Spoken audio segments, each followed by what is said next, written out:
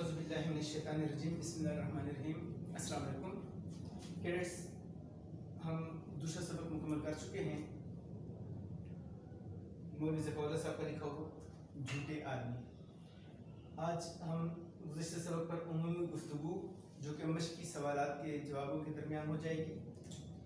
मौलवी ज़फ़रुल्लाह के हालात ज़िंदगी, ये भी मश्क़ी सवालात में इसके बारे में पूछा गया है। और झूठे आदमी की मश्क और मुतल्लिक़ा ग्रामर, यानी जो मश्क़ी सवालात हमें दिए गए हैं उनके जवाबात और इसमें जो ग्रामर का जितना हिस्सा सर्फ़ व नहवा का आया हुआ है उस पर बात करनी है। सबसे पहले तो आपको याद दहानी करा दूँ कि 10th क्लास में भी मैंने आपसे कहा था कि आपके पास ग्रामर बुक होनी चाहिए और एक ही होनी चाहिए, ताकि इख्तिलाफ़ी सूरत में सबकी किताबों में एग्ज़ाम करेक्शन वगैरह की जा सके। और मैंने आपको नोटिफाई कराई थी पारस की अल-मुग़ानी उर्दू ग्रामर, क्योंकि वो दूसरों की निस्बत कंपेरेटिवली बेहतर है। तो हम मज़ीद वक्त ज़ाया किए बगैर मश्क की तरफ आ जाते हैं। सवाल नंबर 1, मश्क झूठे आदमी की। झूठे आदमी के हाफजे के बारे में मौलाना ज़काउल्लाह ने जो ज़रबुल मिसल बयान की है उसका मफ़हूम बयान करें। आप जानते हैं कि मैं आपको लफ्ज़ ब लफ्ज़ जवाब तहरीर नहीं कराता, बल्कि मरकज़ी ख्याल दे देता हूँ, उसको फिर आपने अपने अल्फाज में बयान करना होता है। और पहली मश्क सर सैयद अहमद खान के सबक अपनी मदद आप, और ये दूसरी मश्क झूठे आदमी मौलवी ज़फ़रुल्लाह साहब के लिखे हुए मज़मून की आपने अपनी कापी में तहरीर करनी है। जिस वक्त अपनी मदद आप पढ़ा था हमने, तो उस वक्त मैंने आपको लिखने का नहीं कहा था, ताकि ज़रा सा वक्फे करने के बाद आपको अपनी याददाश्त का इल्म हो जाए कि आप कितनी बात याद रख सकते हैं। अवल कोशिश करें कि अपने तौर पर उन मश्क़ी सवालात के जवाब लिखें जहाँ पर आपको उलझन और मुश्किल दरपेश आए, फिर आप वो मुतल्लिक़ा लेक्चर सुन लें, ताकि आपको मालूम हो जाए कि क्या करना है और कैसे करना है।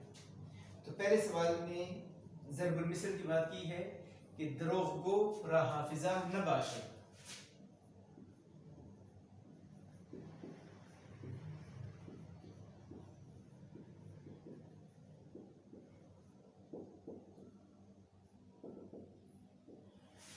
दरोग़ गो झूठ बोलने वाला, रा हाफिज़ा न बाशे का हाफिज़ा नहीं होता, याददाश्त अच्छी नहीं होती, वो बातें करके भूल जाया करता है, क्योंकि सच्ची बात होती है तो बात याद रह जाती है।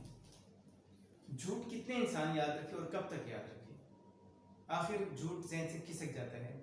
इसीलिए उर्दू में कहते हैं ना कि झूठ के पाँव कहाँ। झूठ बोलने वाला कहीं न कहीं अपनी ही बातों में उलझ कर झूठा साबित होता है और शर्मिंदगी का सामना उसको करना पड़ता है। सवाल नंबर 2, किस चीज के ना होने की वजह से आदमी को अपने वादे याद नहीं रहते। हाफिजा, यादाश्त की सलाहियत जिस इंसान में कमजोर होगी वो अपने वादे फरामोश करता चला जाएगा। और यहाँ पर यह मुराद नहीं है कि जो उम्र गुजरने के साथ साथ इंसानी यादाश्त में कमी हो जाती है, किसी बीमारी के बाइस हाफिजा कमजोर हो जाता है, वो बात नहीं है। ये आदि झूठों की बात की जा रही है। जो लोग आदतन झूठ बोलते हैं उनकी फितरत होती है कि दूसरे को धोखा देकर मैं कुछ फ़ायदा हासिल कर लूँ। ये उन झूठों की बात हो रही है कि उनकी भी याददाश्त की आखिर एक हद होती है। वो 10 आदमियों से 20 आदमियों से एक ही मौजू पर मुख्तलिफ झूठ बोलेगा तो उसको याद नहीं रहेगा कि किसको मैंने क्या कहा था। तो एक का किया हुआ वादा वो दूसरे के साथ दोहराएगा और दूसरे के साथ किया हुआ वादे को वो तीसरे के साथ बयान करेगा। तो यहाँ पर वो मार खा जाता है अपनी इसी गलत आदत की वजह से। तो कुव्वते हाफिजा के या याददाश्त की सलाहियत न होने के बायस झूठे बंदे को अपने वादे याद नहीं रहते। सवाल नंबर 3, मुसन्निफ ने झूठों की कितनी किस्में बयान की हैं। 2 किस्में बुनियादी। एक वो जो कि नहीं जानते किसी चीज़ के बारे में, उनको जैसी इंफॉर्मेशन मिलती है वो उस पर एतबार करते हुए उसको सच समझते हुए आगे फैलाते चले जाते हैं, हालांकि बात झूठ होती है। یہ وہ جھوٹے ہیں جو جھوٹ بولنا نہیں چاہتے لیکن بول جاتے ہیں کیونکہ یہ خود لا علم ہے اس بارے میں. ان کے سننے والے جس قدر لا علم ہے اسی قدر یہ خود بھی لا علم ہے. اس لیے ایسے جھوٹے کے زمرے میں نہیں آتے. جس طرح ہمیں میڈیا پر ایک ہی موضوع کے بارے میں مختلف خبریں سننے کو ملتی ہیں تو جو جس چینل پر اعتبار کرتا ہے اس کی بات کو پک کر کے آگے پھیلانا شروع کر دیتا ہے. ہو سکتا ہے وہی بات جھوٹ ہو. تو ایسا جھوٹ بولنے والا جھوٹا قرار نہیں دیا جا سکتا. ہے جھوٹ لیکن وہ عادی جھوٹ نہیں ہے, وہ مجرم نہیں ہے, وہ خطا کار اور گناہ گار نہیں ہے. دوسرے نمبر پر دو قسم کے جھوٹے ہوتے ہیں. ایک تو وہ ہوتے ہیں جو اپنی ذہن سے الف سے لے کر یہ تک کی کہانی بیان کر لیتے ہیں, اپنے مفاد کے لیے جھوٹی بات گھڑ لیتے ہیں اور دوسرے کو دھوکہ دے دیتے ہیں. ایسی بات دھوکہ دینے میں کامیابی ہو جاتی ہے کہ جو بات انہوں نے اپنے ذہن سے خود گھڑی اور ثابت یہ کرنا چاہ رہے ہیں کہ یہ سچ ہے, بتانا یہ چاہ رہے ہیں کہ جو بات وہ کہہ رہے ہیں یہ سچ ہے. جیسے کہ وکیلوں کی مثال میں نے آپ کو کل دی تھی. اور دوسرے وہ جھوٹ ہوتے ہیں کہ آدھی سچی بات ہوتی ہے آدھی جھوٹی بات ہوتی ہے, بات میں مرچ مسالہ لگا کر وہ بیان کرتے ہیں تاکہ میری بات میں دلکشی اور دلچسپی رہے. وہ ایک شعر ہے کہ فسانے اپنی محبت کے سچ ہیں پر کچھ بڑھا بھی دیتے ہیں ہم زیب داستان کے لیے. تو زیب داستان کے لیے محبت کی باتوں کو بڑھا چڑھا کر جب تک بیان نہ کیا جائے ان میں کون دلکشی اور دلچسپی محسوس کرے گا. شاعر جب تک صنعت مبالغہ کا استعمال نہ کرے کون اس کے شعر کو توجہ دے گا اور تحسین اور داد دے گا. تو یہ چیز ہوتی ہے کہ جھوٹ دو قسم کے ہوتے ہیں, جھوٹے دو قسم کے ہوتے ہیں. ایک وہ لوگ جو کہ نہیں جانتے کہ وہ جھوٹ بول رہے ہیں, ایک بندے پر انہوں نے اعتبار کر لیا, جس پر اعتبار کیا گیا اس نے جھوٹ بولا اور اس نے اسی بات کو آگے پھیلا دیا. اس نے بھی جھوٹ بولا ہے لیکن انجانے میں, لا علمی میں, غیر دانستہ طور پر. جبکہ دوسری طرف وہ جھوٹے ہوتے ہیں کہ ایک تو الف سے لے کر یہ تک کی کہانی گھڑ لیتے ہیں, اپنی طرف سے جھوٹ بولتے ہیں مفاد حاصل کرنے کے لیے. ان کا جھوٹ کے پکڑے جانے کا امکان بہت کم ہوتا ہے. اور دوسرے وہ جھوٹ ہوتے ہیں کہ آدھا تیتر آدھا بٹیر, آدھا سچ آدھا جھوٹ ملا کر بات کرتے ہیں اور کہیں نہ کہیں خود ہی اپنی باتوں کے تضادات میں آ کر پھنس جاتے ہیں اور جھوٹے ثابت ہو جاتے ہیں. چوتھا سوال ہے انسانوں میں باہمی رشتہ مندی کس سبب سے ہے. کہ کل بھی میں نے آپ سے کہا تھا یہ شارٹ کوسچن میں بھی آتا ہے اور شارٹ کوسچن کے علاوہ ایم سی کیو میں بھی یہ سوال پوچھا جایا کرتا ہے.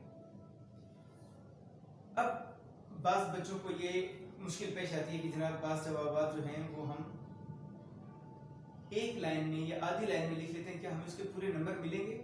تو اس سوال کو آپ دیکھ لیں کہ انسانوں میں باہمی رشتہ مندی کس کو کاٹ کر نطق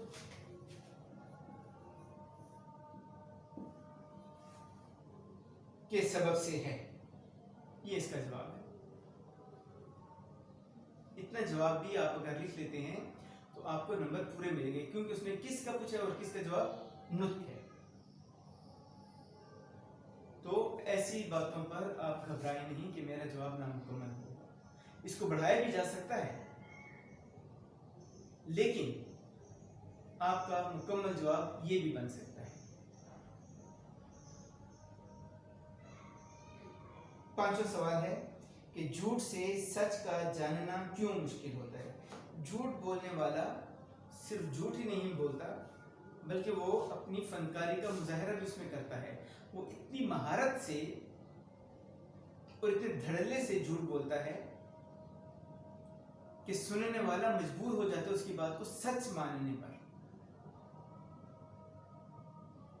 اس لیے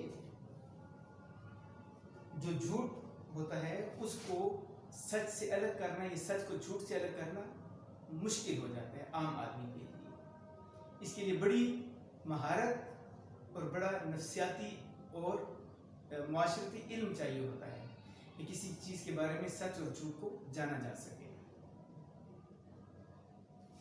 سوال نمبر 6 یہ آپ نے خود کرنے ہیں، میں صرف آپ کو الفاظ معنی بتا دوں گا۔